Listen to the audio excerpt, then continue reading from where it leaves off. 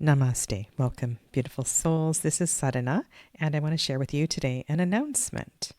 I have begun my Hallowquest journey, and I will be posting from time to time updates and insights from this project, this self-study. Somewhere along the way, one of you asked about the difference between the Hallowquest that was a part of the 1990 publication. And I didn't have it at hand, so I went to eBay and purchased this book. And I've been doing a comparison between the current version of the Hallowquest and this older version. And I have to say that this older book is just chock-a-block with all kinds of wisdom that is not in the newer book. It is not in the introduction before the cards or described, and I've yet to find a lot of it in the latter part of the book on the left, built into the Hallowquest series. So it's going to take some time for me to compare and contrast these two books, but please know that they are not the same document by any means. And I'm really enjoying reading some of these chapters.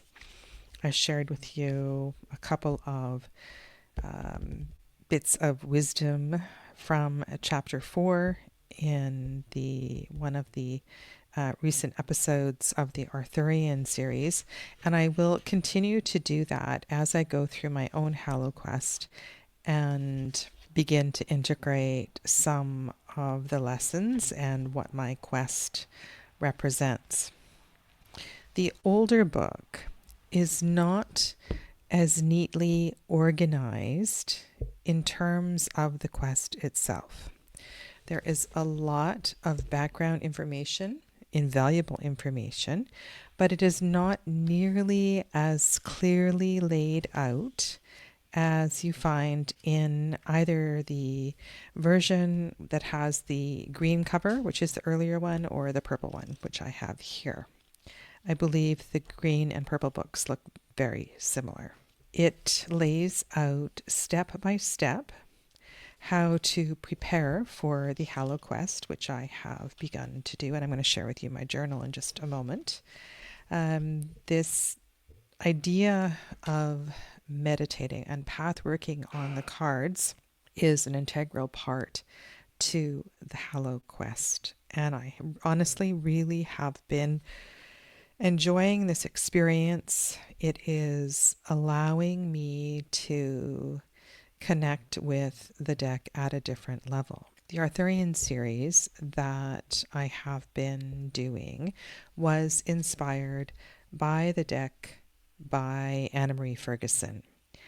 And when I began this series, I decided to compare the Matthews deck along with the Claire Duval deck to get a deeper look and deeper understanding of the cards.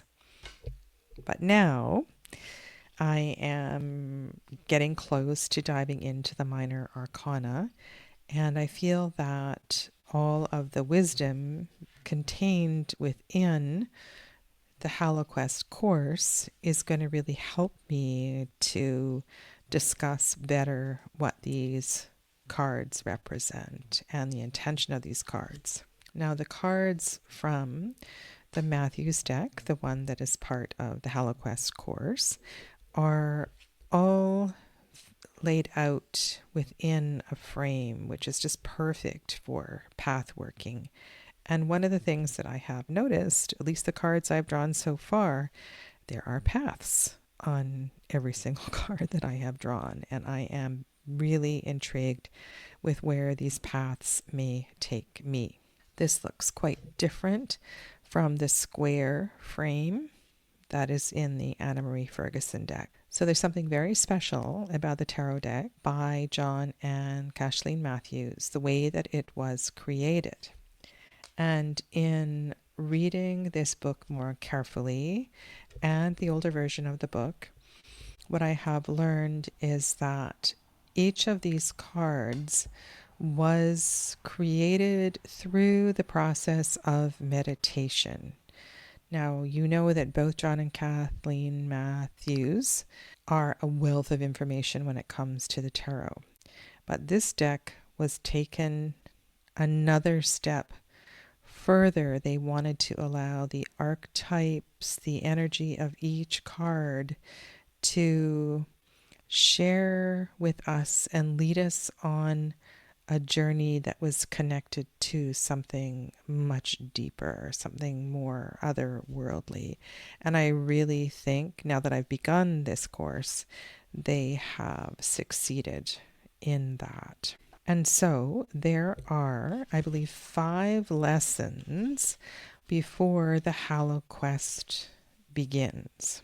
And this is interesting. This is the part that I read today. And I'm just going here. This is different from the older book. It is not the same wording.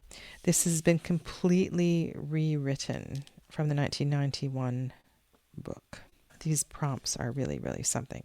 So like I was saying, there are 5 lessons before your Hallowquest begins. And I'm really taking my time. I'm just started lesson 2 today, because I am going to start my Hallowquest on the 20th of September, and I'm going to begin my journey with the autumn cards. And that's just where I am in the time of year. And so once I finish those 5 lessons, hopefully I will get that done by the 21st of September. And then I can begin to and kind of skip ahead to the Grail realm. Now, this kind of appeals to me that I have the opportunity to begin this course in the suit of water, one of the most difficult, challenging places for us all to be. And I will keep you updated from time to time how I'm doing. And as I narrate and share my reflections in the Arthurian series, I will also hopefully share with you insights into the deck as well. On my journal, I wrote Hallowquest 1 because I know that I'm going to need more than one notebook to do this course. The first question that is asked in lesson 1 is, what is the most important factor in this course? And the first card that I drew was Arthur. And I sat with this card, and the colors for my printer are not the same as the cards. They're definitely not purple sky. But I like having the cards here, especially when I go back to read my notes. And one of the things that really intrigued me with the Arthur card, you can see better here, is the flag that flies overhead.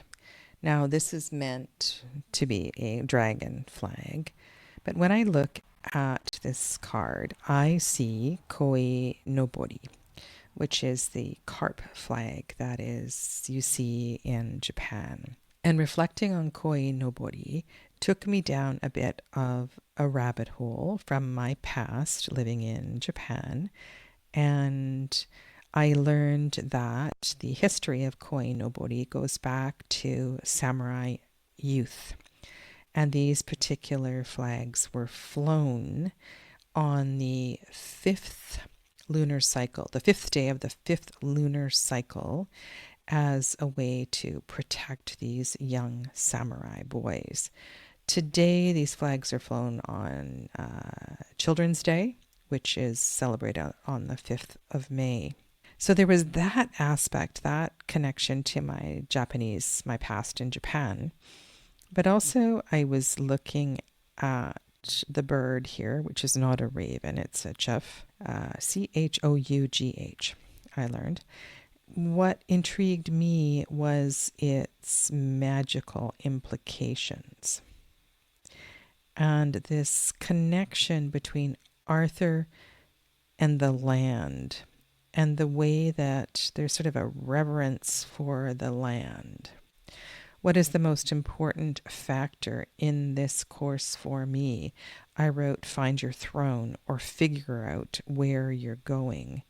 There's something quite profound with this card for me, and maybe there are some insights that will take me back to my experiences in Japan. And the other cards I mentioned here today or in the last Arthurian video about the number of paths that are on the minor arcana. And the two that I drew were the Stone 7 and the Sword 9.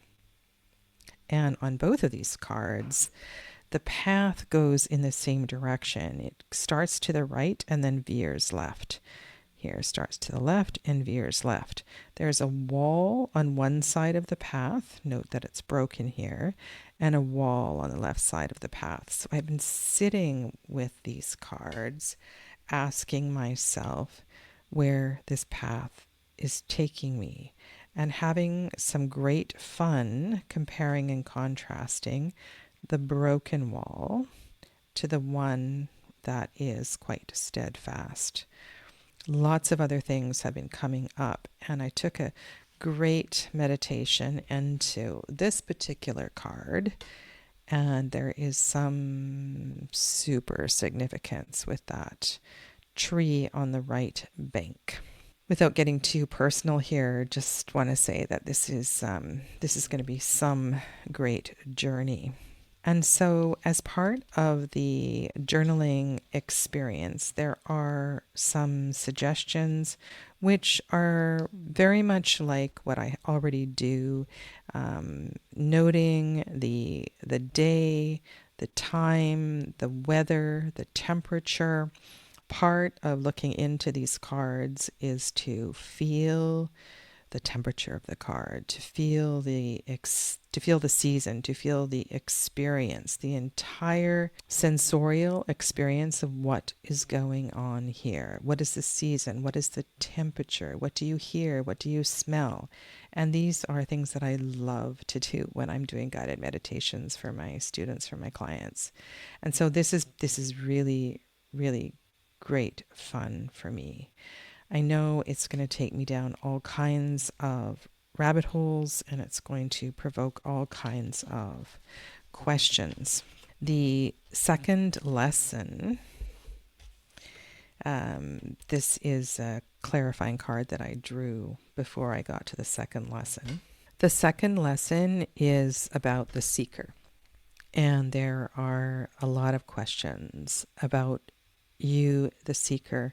Some of them might be really easy to answer, and others might provoke great discomfort. You may not be able to answer some of them right away, and there may be some unwillingness to face, to admit, to walk on a certain path. And if you look carefully at this seeker card, you'll see that the rainbow path goes in a different direction from the way the river path meanders underneath, and that this is a path of trust. The fool steps off the cliff and is held, not unlike Indiana Jones, the third Indiana Jones it reminds me of. So there's just so many amazing questions here. And I wrote quite quickly today. I'm just started lesson 2 and really looking forward.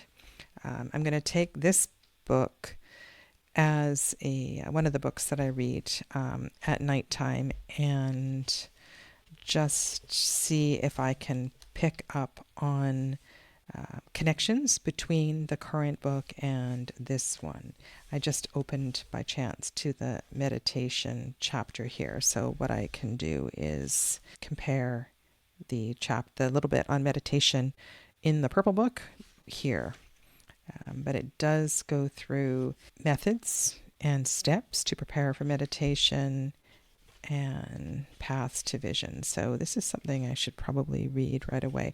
So I find that this book kind of jumps all over the place, whereas the presently available publication is much better organized and more easy to follow. So stay tuned for updates from time to time. And like I said, I will endeavor to include insights into the Arthurian series that I will be continuing as well. Thanks for watching. Take good care. Namaste.